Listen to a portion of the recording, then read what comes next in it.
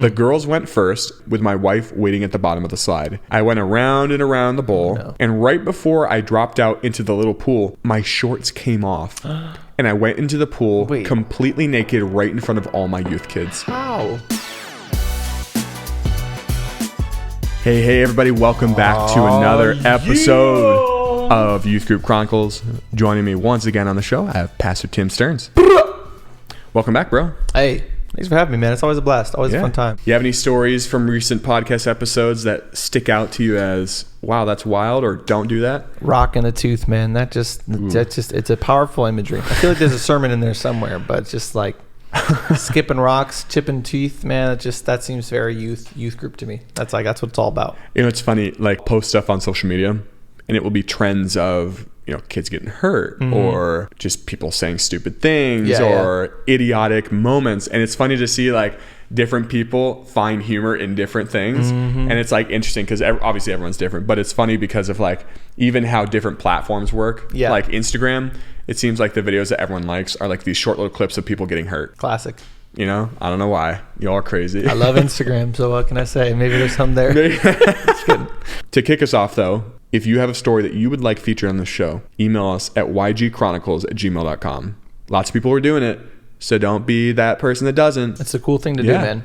That's Not to follow peer pressure, but you should definitely do it. Yes, it's the way that you can submit your stories to the show, and we would love to feature it. Actually, if we could all just bow our head and close our eyes, if you want to submit a story, can you just raise your hand right now?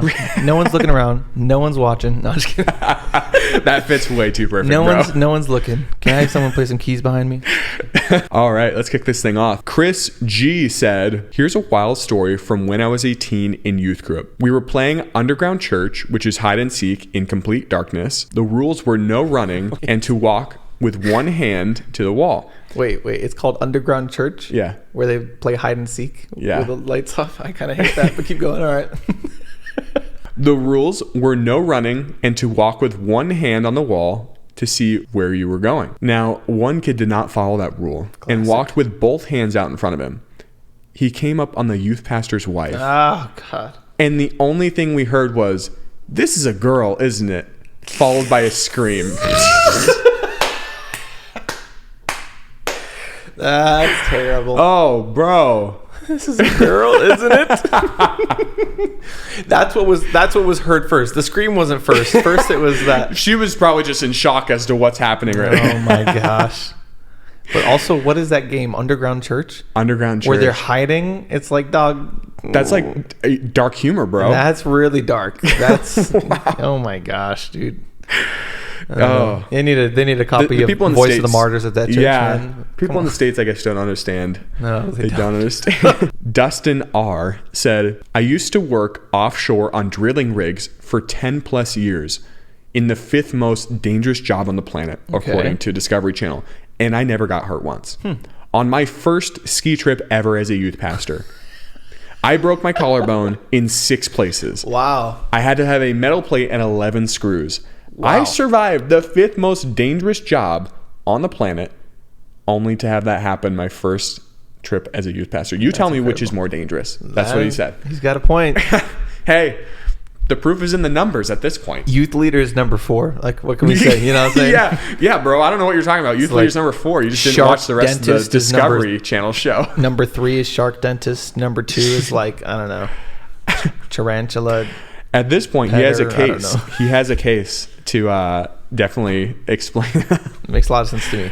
You should submit that to Discovery Channel, bro. CJB said, my biggest youth ministry fail was when I took out part of the church garage with my vehicle while in front of parents right before leaving on a day trip with their kids. And they're driving. That's so good. Here's what you do for that one, guys. If you're a bad driver, you get nervous in front of people, hit them with you have a meeting before you leave. You know, hit them with, hey, your kid's got to be here then. We're going to meet for about 30 minutes. Just long enough so that the parents leave. Yes. You know, really the meeting's 5 minutes long. Hit them with a prayer. Everybody's gone at that point. No pressure.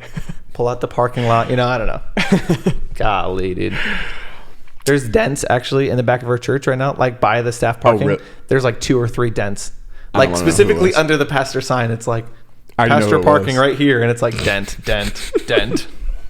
John R. said, my biggest youth ministry fail was when I emailed a survey to the parents, but the link was broken and it redirected to a Viagra advertisement. Oh gosh, dude, that would suck. That's one of the better. Thankfully, it's not 100% on him. Yeah, but kind of on him at that point. And at least it's only Viagra. Could have been something worse. It's not the worst.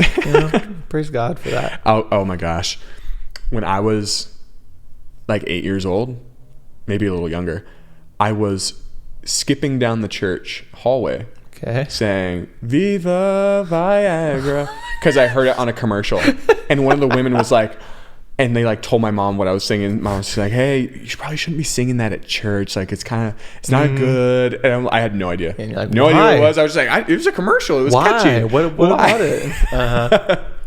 They're like, "Can you believe what Sam was singing at church?" I love Dude, I was like 8. Leave me alone. Skipping down the hallway. Literally at church. Oh my goodness. Marcus V said, my biggest youth ministry fail was our winter retreat from hell. Oh. To start, all right, the place forgot we were coming. Mind you, it takes 24 hours to heat the stone chapel, and the heat was turned on 45 minutes before we got there. The worship leader ended up leaving after the first service to deal with a family emergency. Oh no. The girls' dorm flooded from a broken pipe. Oh no. Half the heaters broke while the other half took the excess heat. Wow. The fire alarm went off and the fire department made us evacuate, so we never got our last session, and so much more. I texted my senior pastor my resignation. It still makes me cringe every time I talk about it. Honestly, that's poor guy, man. I would have been in the same boat. That's probably a sign, They're just like, they just want these kids to get rocked, and it's just like, no, definitely not.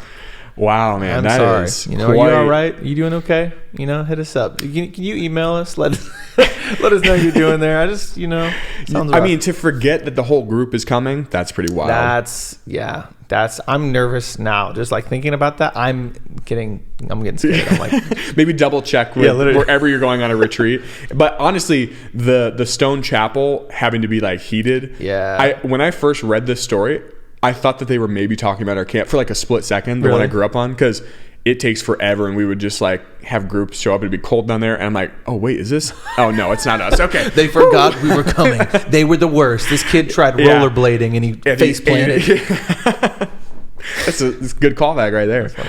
Jason B said, my biggest fail in youth ministry was at Wet n Wild in Orlando with a group of students, mostly girls. We went on a ride that was similar to a human toilet bowl. The girls went first, and I went last on the ride with my wife waiting at the bottom of the slide. I went around and around the bowl, and right before I dropped out into the little pool, my shorts came off, and I went into the pool completely naked right in front of all my youth kids. How? So have you ever done one of those? No. Okay. So basically it is at like Great Wolf Lodge or Splash Lagoon. There is this huge slide that goes down into a huge bowl. Okay. And it's a water slide. And in this bowl, you go around like 3 or 4 times, and then you slow down, and it's like a funnel. And then at the end, you just fall into the middle and then go out into the pool. But it's easy to get like flipped around. Oh, you're not like on a tube or something? No, it's no tube. It's just your body. And yikes. I mean, you hit a dry spot, shorts can get ripped right off. And if you're normal, you're not wearing underwear under your swim trunks. Well, if you do, you're weird. Maybe just tie them real tight. Although next time, maybe wear underwear under. Yeah, But the worst part is you had to fall out right in front of. I mean, there's nothing you can do. Yeah. Like once you're going down the hole, like there's and no. And the water is always so clear. It's not like there's bubbles. It's just like, this is the clearest water you've ever seen in your life. It's like 80 gallons of chlorine in there. And then you're just waiting for the trunks to fall or something. Literally. Can you imagine just the horror on those kids' faces? Just waiting for the pastor's coming down the slide. Let's let everybody watch. No way. No, that would be horrible. I'd be mortified. Just way too much of a man just plops. That's when I would text in my resignation. That's when I would be done. You'd be like, it's been a good run. I'm actually leaving the country. Josh G said, my worst youth ministry fail was when we went on a retreat and I took students to a community church that was doing a marriage series. And the whole message was on sex and intimacy. Come on. The worst 40 minutes of my life. Love it. That's great. Honestly, that's not a fail. That's good, man. You're helping those kids out, man. Come on. I was wondering that too. I'm just like, well, did they not know like what the sermon was? It was a bunch of like 5th graders. he said, I took my students to maybe it was like after the retreat. Because you ever done that? You're out like on a retreat, you go visit a church. Oh, yeah. And it's like, it just happens to be like, oh boy, maybe he got some calls about it. Maybe it's good, man. It's God's idea. Come on now. You're a progressive youth leader. We like it. We like to see it. Just kidding. Dakota R said, I had a youth group game that involved eating sardines, and a middle schooler threw up on the stage at just the thought of having to eat them, and he wasn't even within 10 feet of the sardines. Youth ministry is wild. That's powerful. I love that. I just pictured the kid that did that in my head. Literally, I already know. Yeah. Like at youth group? At youth. I think that's the one. I don't know who this kid is, but in my mind, I know of a kid that would literally do that. Just the sound, just the thought of it.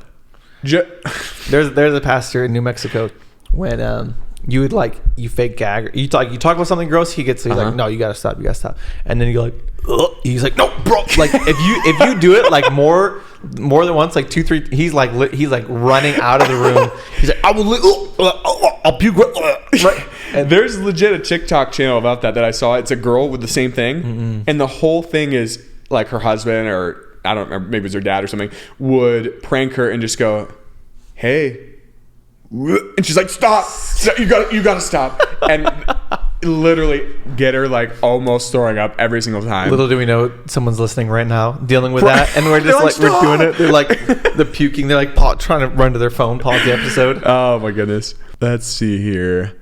Meg said, my worst youth ministry fail happened during my first year of youth ministry. I tried to remember a game from my childhood, the one where some students stand on chairs holding donuts, what? Like with a string. You ever seen that? Oh, okay. Yeah. And then there's kids that lay on the ground eating that donut as fast as possible that's hung on the string.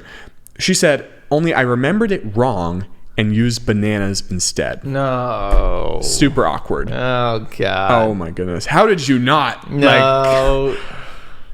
Wow. That's where you need a woke teenager. Just run it by him real quick. Hey, what's the thought on this? You need like a panel of kids at this point. That's similar to conversations I can neither confirm nor deny that we've had in staff meeting about changing Father's Day to Who's Your Daddy Day. Yeah, I'm not gonna say we have. Not gonna say we haven't. I'm just gonna leave that up to interpretation. I don't want to know. I kind of had like a guess on who came up with that. Yeah, there's a couple. Thankfully, there was enough of us to be like, that's just a no. That's immediately no. Immediately no. Oh my goodness. Yeah, definitely stay away from that one. Zach B said, one of my worst youth ministry fails was when we played slip and slide kickball. It was the 4th straight year and we had avoided injury every single year up to this point. Wow, congratulations. I sent an intern to grab the stakes for the tarps to stake them to the ground. There's a red flag, guys. Without really looking at what they bought, I just gave them direction to stake the tarps down. It turns out he got the ones that don't go all the way into the ground. Oh gosh. We were talking like 2 to 3 inches above the ground were these metal tent stake things sticking straight up. Excuse me. He said, we started playing, and about 30 minutes in, there's blood running all the way down the sidewalk. No. The team kicking was standing on. A student had stepped directly on one and put it all the way in her foot. And she didn't realize how bad it was. She just said, I thought it was a rock. This is the day before basketball team tryouts for her, and she missed tryouts over it. One of the church elders was there and saw the whole thing. He simply looked at me and said, do they have a waiver? And my response was, nope. Oh, gosh. Always a waiver, guys. You need the waiver. Get them to sign their life away when they're young. They don't know what they're doing. Just say, hey, whatever. Look up a waiver on Google or something. They're needed at this point. You need that. And then the other red flag was the intern. Whatever they do, you got to double check. Yes. You got to triple. Did you do this? Are you sure you did this? Yeah, I did it. Okay, I'm going to go check just to make sure. The intern. Let's address that. Let's do it. Why did you not think that metal stakes on a game when you run around on a slippery tarp? Here's what I've learned. They never know. That's like earlier we were talking about they're not going to actually drink the dirty toilet bowl water. They will. Interns, it's like they know this. No, they don't. If you have an intern right now, let me just give you advice. They don't know it. Yes, they really don't. You're absolutely right. No offense. If you are an intern, just know you don't know and just double triple check. I was an intern. I didn't know. Whatever I needed to know, I didn't. Just trying to help you guys live and learn, out. I guess, right? You live and you learn. I'm looking at the comments here, and Teddy has a story. He said, I had a teen sent to the hospital after the Chug milk challenge. Come to find out, it's now illegal. I didn't know that. The Chug milk challenge? I guess. I don't know. Maybe it's where he lives. I didn't know that was, maybe it's like a gallon of milk. Give him to sign a waiver. You'll be all right. Yeah, that's why you need the waivers, right? Sign a waiver. Fine. They can't sue you if there's a waiver. Yeah, or something like that. I don't know. Thanks for the story, Teddy. If you have more stories that you want to submit to the podcast, email us at ygchronicles@gmail.com. We would love to feature more of your stuff. Andy K said, my biggest youth ministry fail was our live fish eating contest. Goldfish or something like that. Oh. It was in 1998, and we never did it again. Dude, 90s youth groups are a different breed. Okay, there was 90s youth groups like remaining when we were at a youth camp in Michigan. It was the wildest youth camp I've ever gone to in my life. Like they're like, you know those games you play, it's like, oh, someone might get hurt, we shouldn't do that. They did not care. Dude, there were games, there's like, oh, I didn't really understand it, but there's like, it was a huge youth camp, first of all, like hundreds of kids came, and there's a huge pile of tires, and they would just surround this. It's like a whole like soccer field, and like everybody's, I don't know, 10, 20 yards away, and they blow the whistle, and you have like 2-3 kids from each team of like, 10 different teams just charging towards this. You grab the tube and you take it back to your area, but like kids would fight over it. Like there are no rules at this point. No, literally, like some giant kid is like pulling a tube, and there's like some middle school girl trying to hold on, and he's just dragging her through the mud. Some kid is like grabbing one out of somebody's hand, rips it. This guy goes flying, and it's like, what is going? I was watching it. I'm like, is this okay? And they're just like, yeah, we love this game. And like kids are leaving with like bruises and like scratches all bloody over, noses. Yeah, that to me limbs. is probably what the 90s was like. Just like there's no rules, there's no waivers, there's no nothing. It's just madness. From what I've heard, because some people will put dates on some of this stuff and be like, 20 years ago this happened. 100% the crazy stuff happened in the 90s 100%. When kids were like not as soft as they are today. Like, literally. And when I lived at the camp, it was like very interesting because there were some of those like vibes as well. Like the older, they're kind of like grandfathered in these games, and they're just like, man, like let's play volleyball with bricks. Or like, let's run through the dark in the woods and like hope that people don't get hurt. I heard the kid got clotheslined. So on a telephone pole, how they have the metal, not the metal, but like the cable come down to stabilize down it. To the ground. Yeah. One kid was playing capture flag in the middle of the night and just totally clotheslined on one of those. They had to call an ambulance in. That's when I hear 90s youth group. Yeah, that's exactly what I think about. Literally, it's a different breed. Ryan M said, one time I thought the rapture happened without me. Oh my gosh. Oh, that's rough, bro. We were at a youth conference, and I asked the guys I was chaperoning to stay in the room while I had a shower. I came out, and all their clothes were in piles on the floor. I instantly freaked out, thinking the rapture happened without me. But I was able to breathe a sigh of relief when I looked out the window and saw some youth pastors outside throwing a football. Turns out they just decided to go swimming down at the pool without telling me. That's mad funny. A couple thoughts. One, they made it, you didn't, and you're the chaperone. Number two, do you get raptured? Do you leave your clothes when you get raptured? I bet. Why would I go with you? Do clothes go to heaven? This could be a theological debate right now. I mean, they probably make it most of the way up. I mean, you're probably, until you get like the robes of righteousness, Jesus is probably, you probably got a changing room. Michael and Gabriel are like, hey, just how many items do you have? Okay, just aisle 2, or you're in a changing room. To be fair, I kind of base my rapture theology not like on purpose, but it just happens off of like the Left Behind series because I read the books when I was a kid. Did they leave and the they clothes? Said they left the clothes, so it has to be right. All right, well there you go, folks. It's Left Behind. Someone could probably absolutely annihilate that, and that's fine with me. Don't go to seminary. Just watch Left Behind. You'll get read enough. Left Behind. You'll get everything you need to know about the rapture, right? No. All right. So my final story here. Kiana C. My biggest youth ministry fail happened while we played a flashlight game where various parts of the flashlight are hidden throughout the church.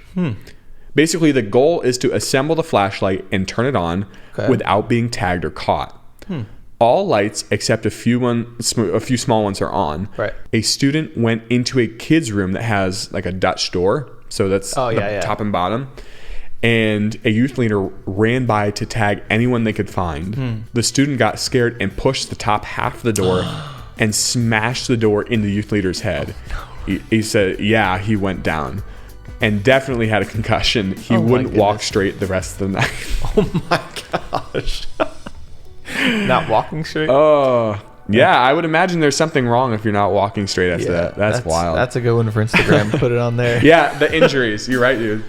Well, speaking of Instagram, that's the end of this podcast. But if you enjoy this and you want to see like the highlight reel of all the things, this podcast, future podcast episodes, our Instagram is Youth Group Chronicles. So just search that and you'll be able to find it.